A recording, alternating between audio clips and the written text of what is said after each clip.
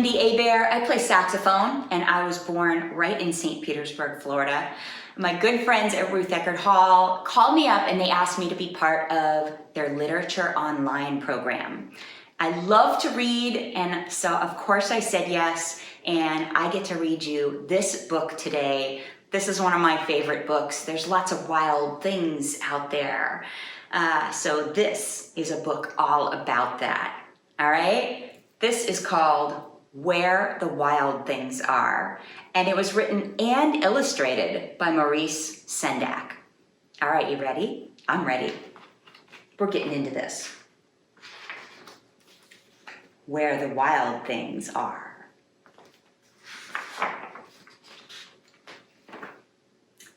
The night Max wore his wolf suit and made mischief of one kind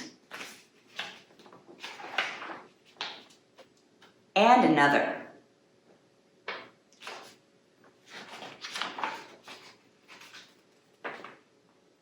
His mother called him Wild Thing, and Max said, "I'll eat you up." So he was sent to bed without eating anything. He doesn't look very happy.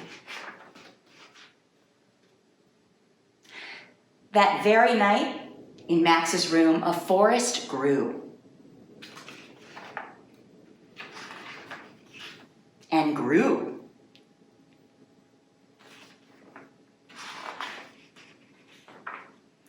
And grew until his ceiling hung with vines and the walls became the world all around.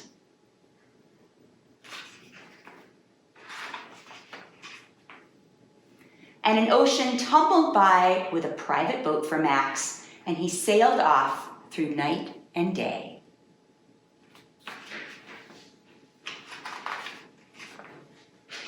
And in and out of weeks, and almost over a year to where the wild things are.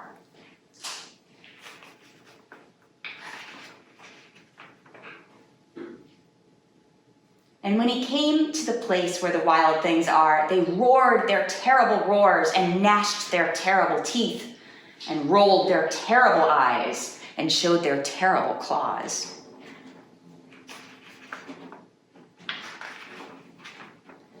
Till Max said, "Be still," and tamed them with the magic trick of staring into all their yellow eyes without blinking once. And they were frightened and called him the most wild thing of all.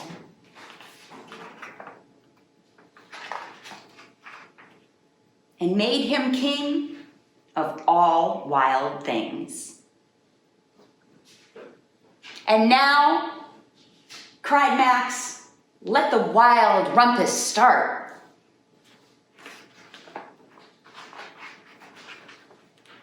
Look at them. Do you know what a wild rumpus is? I do. I'm going to play you what I think the wild rumpus was. This is my saxophone.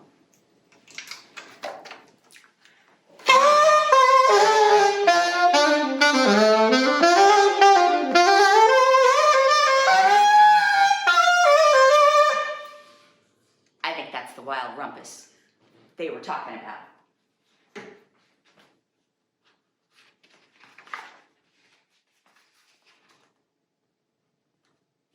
They look like they're having fun.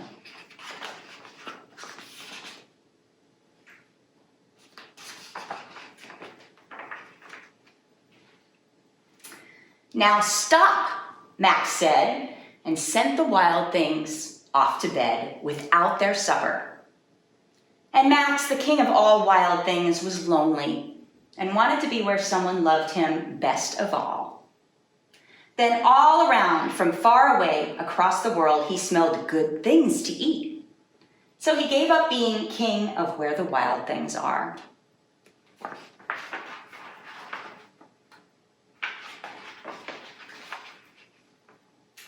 But the wild things cried, "Oh, please don't go. We'll eat you up. We love you so." And Max said, "No." The wild things roared their terrible roars and gnashed their terrible teeth and rolled their terrible eyes and showed their terrible claws.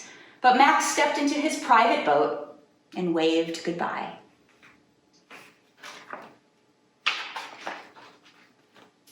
And sailed back over a year and in and out of weeks and through a day.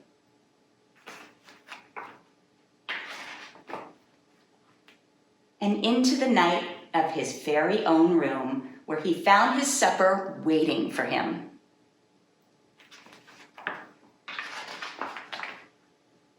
And it was still hot.